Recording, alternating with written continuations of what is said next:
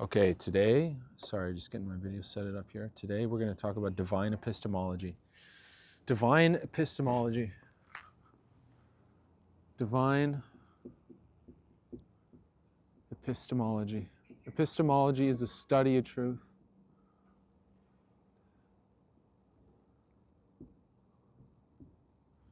It's a study of truth. Study of truth and knowledge. And for a lot of people, what's been going on is the epistemology that we have comes from the ground up. So it comes from man, right? Okay, so it comes from man. Here we are in the middle. I don't know if you can see that. We are in the middle. And here is God, or the angelic realm, or source, the divine. And down here is the earth, what man can see, earth. Man. Well, this is man right here.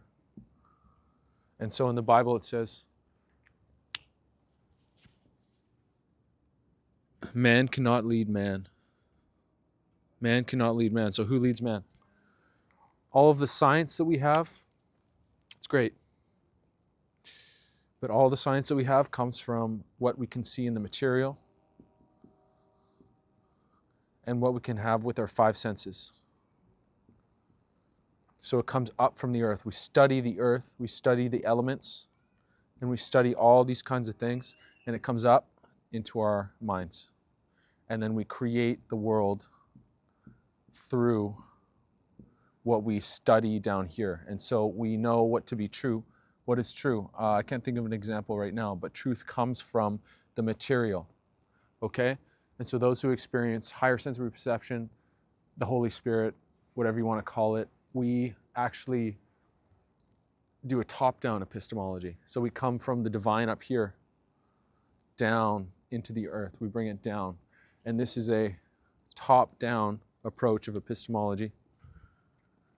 And we come down. And so the scientific method is done in reverse. Instead of having an hypothesis,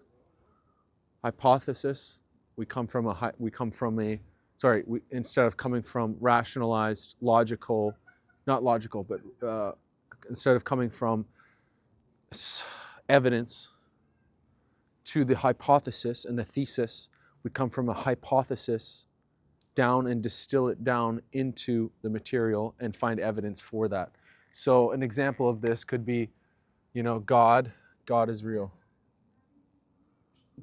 God is real. And down here, we have no evidence for God. God is not real.